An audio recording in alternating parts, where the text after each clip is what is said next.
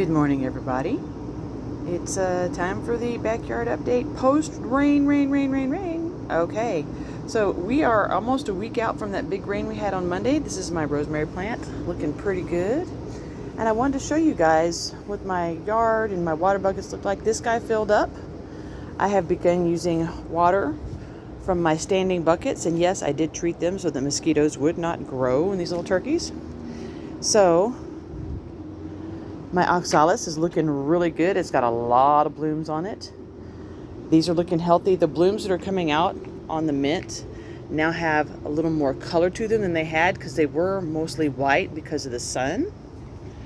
All right, there's these guys. I've got some little purple blooms going on here on this verbena in there. This is all looking very good. The blooms on this are coming into their multicolor. They had gone to being mostly white because of the sun, and now they're picking their inner purples back up. And then my ruella is doing very good down there.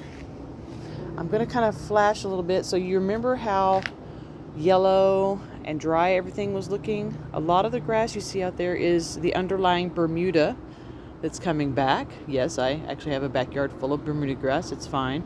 And I've gone through and I have been picking out a lot of the major weeds, so you'll see some divots, and that's fine as well.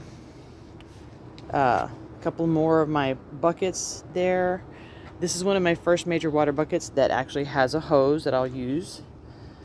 My pepper plants, this guy has doubled in size from the rain, and I have blooms everywhere. This is my jalapeno plant, and yeah, he's looking like gangbusters.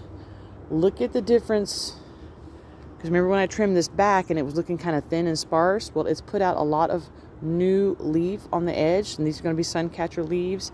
There are so many yellow flowers on here, and with it getting cooler in the 70s, they'll start setting, so I'll have a lot of tomatoes. So this front bush is a bigger set of tomatoes, and these are cherry tomatoes.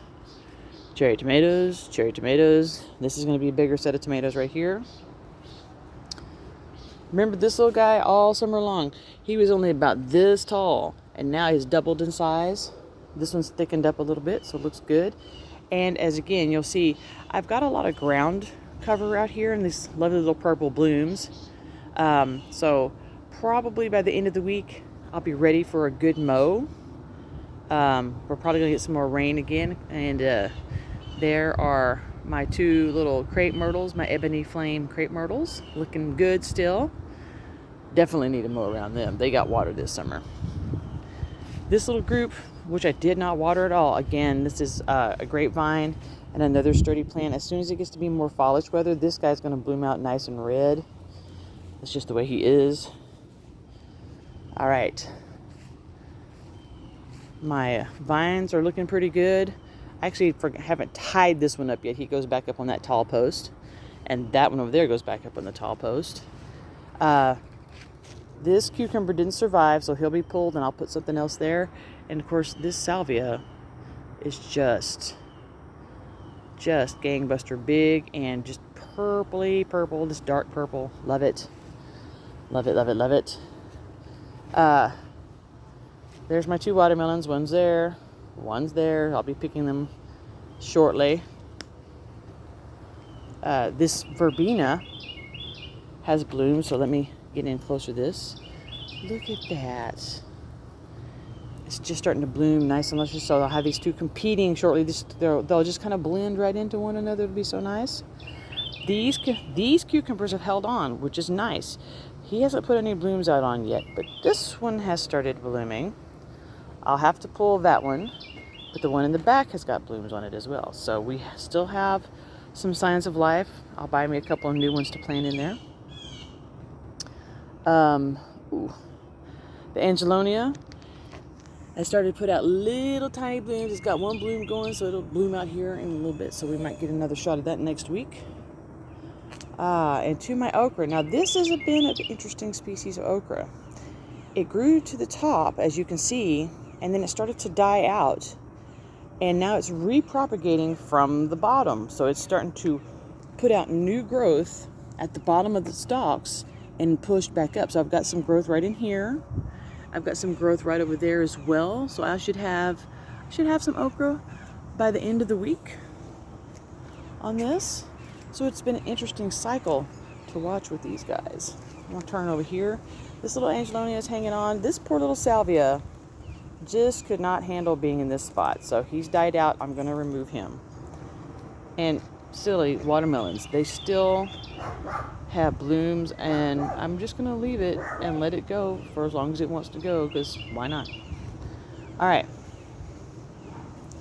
this little guy's holding on.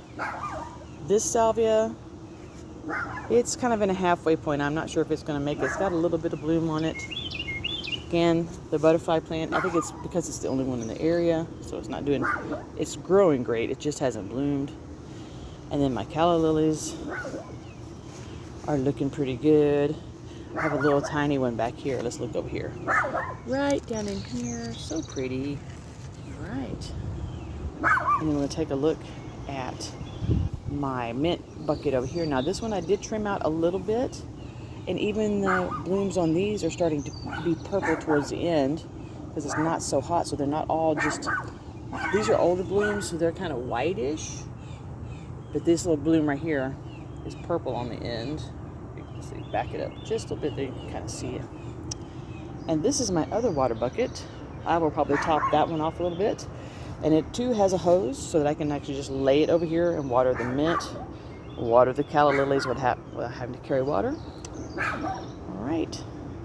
And we'll just kind of zoom back in over here on the lovely salmon colors. And wish you all the very best of the rest of your day.